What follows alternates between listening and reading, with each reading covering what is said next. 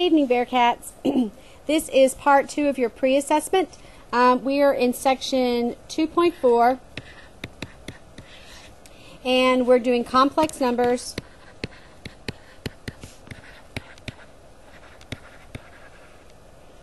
And remember, the form for a complex number is a plus bi.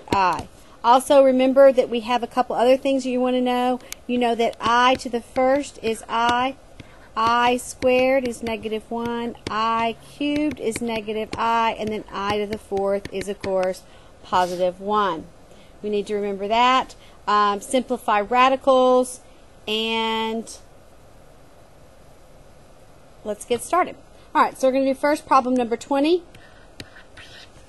and that is the problem given is 3 plus 2i, and we're subtracting 6 plus 13i. Alright, that's just simply distributing a negative, combining like terms. So we'd have 3 plus 2i minus 6 minus 13i.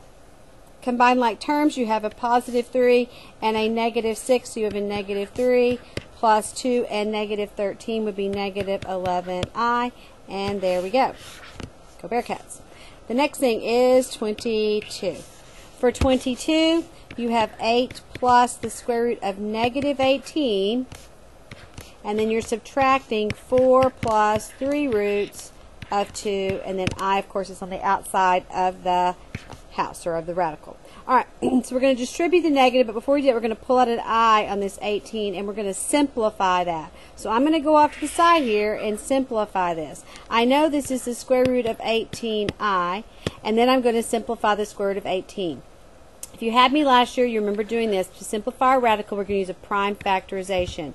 Divide by prime numbers till you get all prime numbers, and if it's a square root, you'll have to take pairs out to come out of the house. So you would divide by 2 and get 9, you divide by 3 and get 3. I have a pair of 3s that can come outside. The 2 doesn't have a friend, he has to stay home, or he's grounded, whatever you want to say.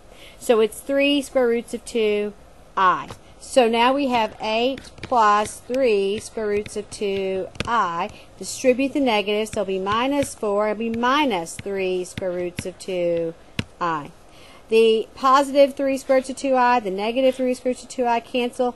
8 minus 4 is simply 4, and that would be your answer. Alright, we're going to keep going. Next problem is 28. Problem 28, we're going to multiply. We have 6 minus 2i times 2 minus 3i.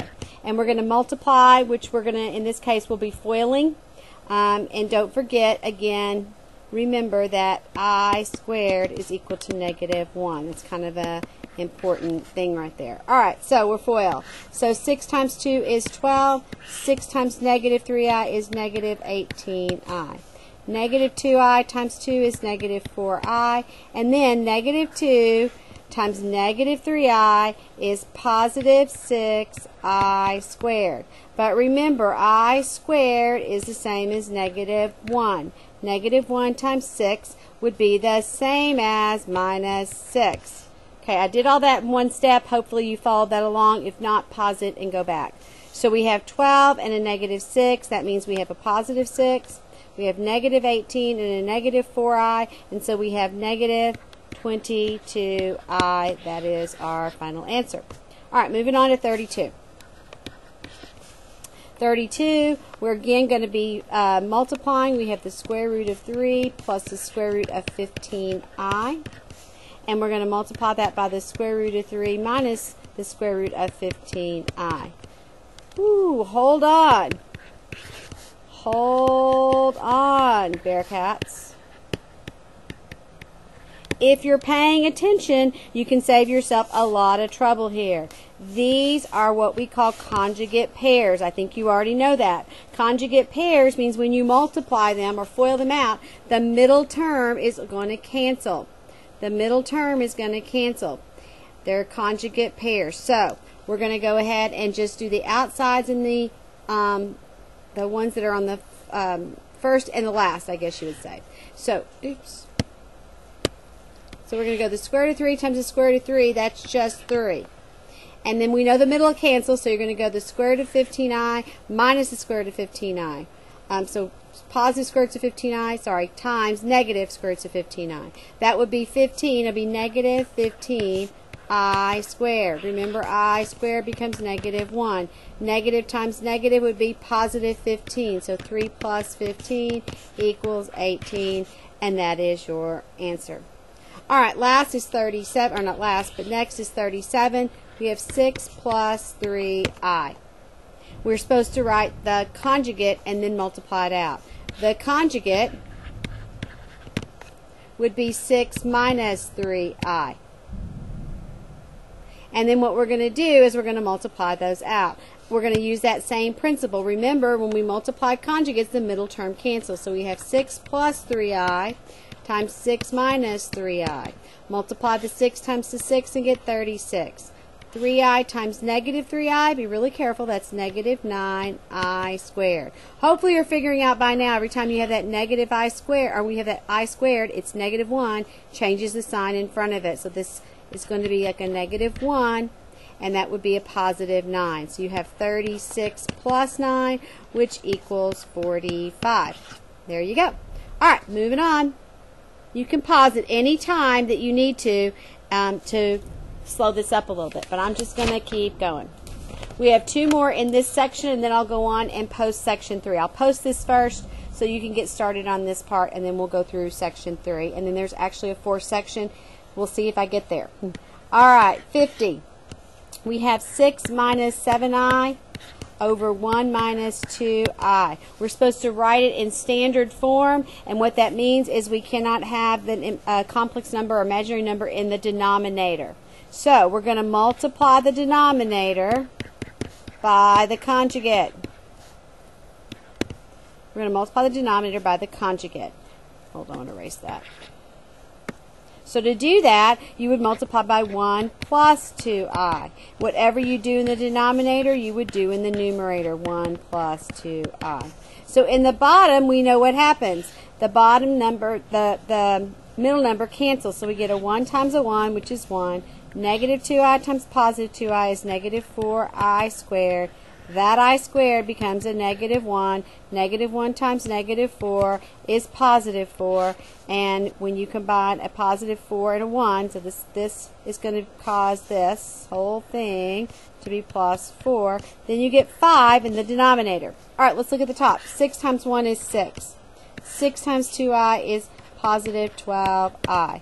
Negative 7 times 1 is negative 7i. And negative 7 times positive 2 is negative 14i squared. Remember, I squared is simply going to change the sign of that 14. That's a negative 1. That becomes positive 14.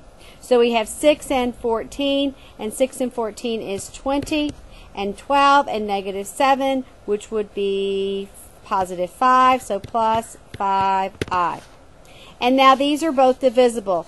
I kind of like to think of these separate. 20 over 5 plus 5i over 5. Sometimes they reduce with different denominators. Often they keep the same denominator. In this case, they're just going to go away. This becomes a 4, and this becomes a 1. So you end up with 4 plus I as your final answer. Go Bearcats. All right, last one in this section. I'll post this, and then I'll go on to the next section. 79. 79. We have a square root of negative 75, and we're going to cube it. All right, I think the best way to do is write this out. So you're going to have the square root of negative 75 times the square root of negative 75 times the square root of negative 75. That's the cube part. The next thing we're going to do is we're going to pull the I out, the negative, by pulling out an I. We're going to also need to simplify the square root of 75. So this is all the square root of 75i times the square root of 75i times the square root of 75i. I'm going to go off to the side here and simplify 75. If I take 75 and I divide by 3, I get 25. If I take 25 and divide by 5, I get 5. So I have a pair of 5s. That comes out. 3 stays home.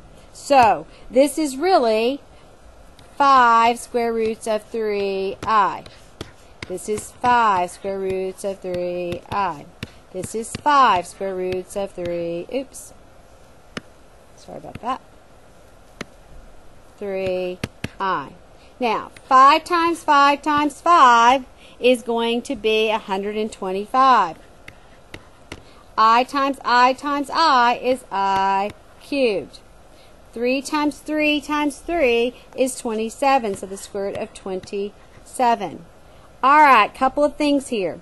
I cubed, we said that earlier, I cubed is negative I. So it's going to cause 125 to be negative. So I'm going to rewrite in a couple of steps. This is all the simplifying process. So you have a negative 125I. So we canceled out the I cubed, which is negative I, and multiplied times 125. And then we have the square root of 27. We need to simplify this. 27 can be simplified. You're going to use prime factorization again. So if I divide by 3, I get 9, and if I divide by 3, I get 3. Because it's a square root, I take out a pair of 3's, and this 3 stays home. So now I have negative 125I, 3 times the square root of 3.